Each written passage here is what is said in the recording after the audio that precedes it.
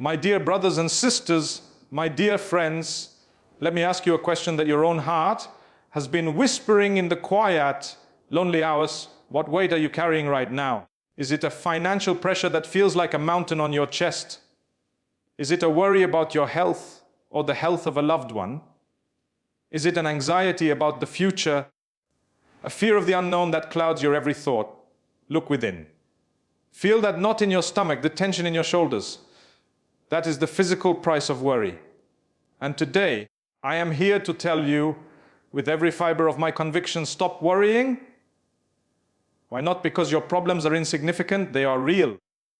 And not because you are weak for feeling this way. You are human. Stop worrying because you have a promise from the Creator of the heavens and the earth. The most profound antidote to the creeping poison of anxiety is to anchor your heart to a reality that is more solid than your shifting circumstances. That reality is the promise of Allah. When we say His promise is certain, we are not offering a well-meaning platitude or a hollow consolation. We are stating a fundamental law of the universe, as immutable as the law of gravity. The Quran does not suggest that relief might come. It declares it as a divine decree. So verily, with every hardship there is relief. Verily, with every hardship there is relief. So Quran 94:5-6-6. The repetition here is not a stylistic choice. It is a hammer striking the anvil of the believer's soul, forging certainty. It means that relief is not a mere possibility, but an inevitability tied directly to the presence of the hardship itself. The two are bound together. The difficulty and its solution, the test and its resolution. You cannot have one without the other arriving, just as the night is always without fail followed by the dawn. Your anxiety, however, plays a cruel trick on your perception of time. It makes the current moment of pain feel eternal. It screams that this is your new permanent state, that the darkness will never lift.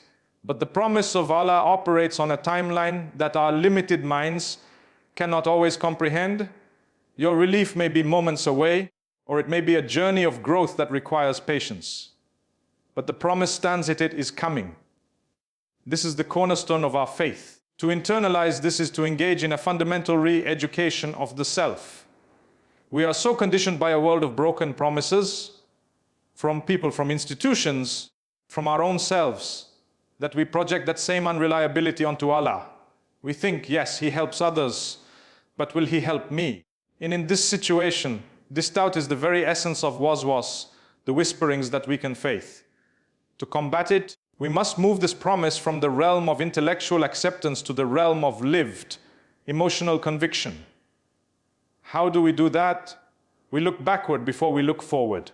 Take a moment and perform a spiritual and emotional audit of your own life. Cast your mind back to a past crisis that felt insurmountable at the time. That heartbreak you were sure you would never recover from. That financial hole you were certain you would never climb out of. That diagnosis that shattered your world. Where are you now in relation to that event? You are here alive reading these words. Allah brought you through it. The details of how He did it are almost secondary to the undeniable fact that He did it. You may not have gotten the exact outcome you prayed for, but you were given the strength to endure. A path eventually opened, or a perspective was shifted that brought a different kind of peace. That past relief is the tangible evidence, the personal miracle that testifies to the truth of Allah's promise. Your own life history is a scroll of fulfilled divine guarantees.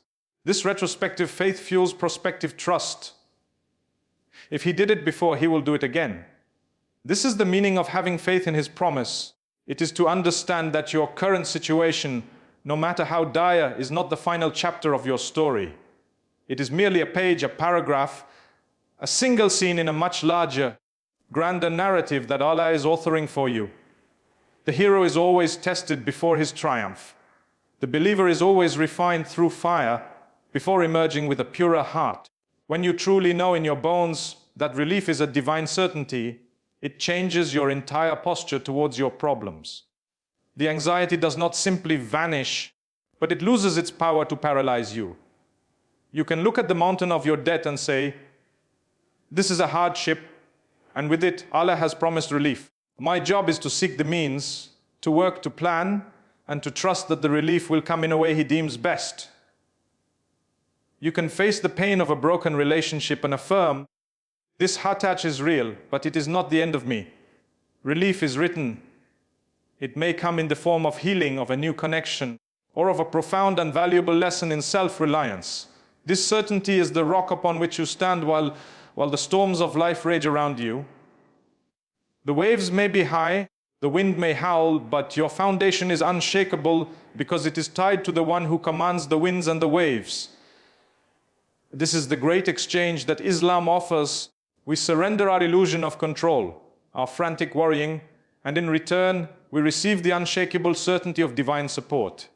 We trade our limited, flawed plan for His perfect master plan.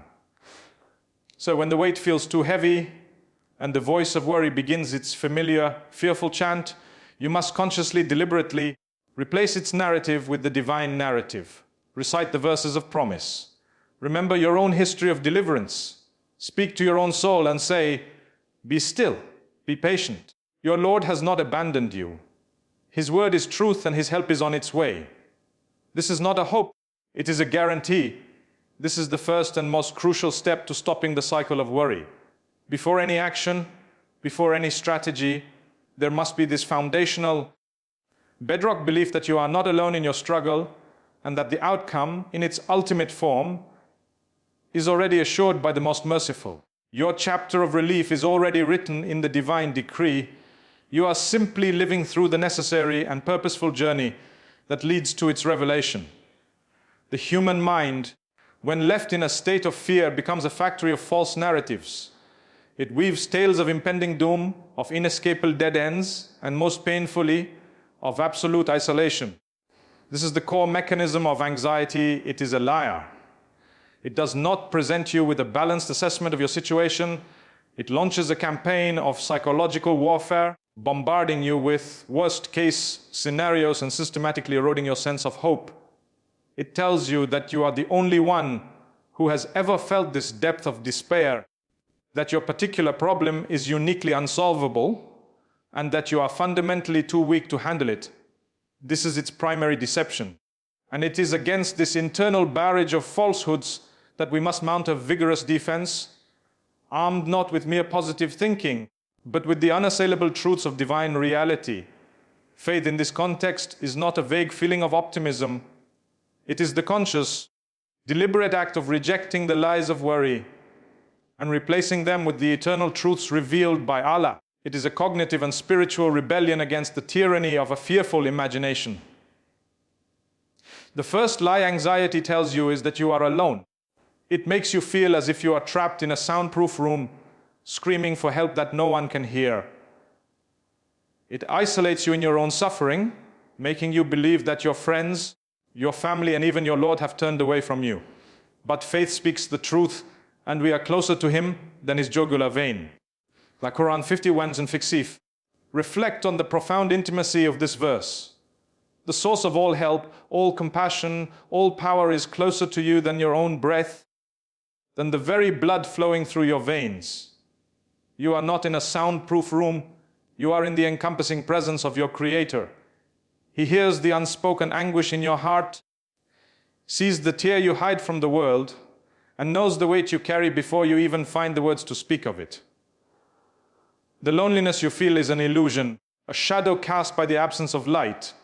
Switch on the light of this divine truth, and the shadow vanishes. You were never alone. The second lie anxiety perpetuates is that there is no way out. It paints your current predicament as a permanent state, a life sentence with no possibility of parole. It blocks your vision of the future and locks you in the prison of the present moment.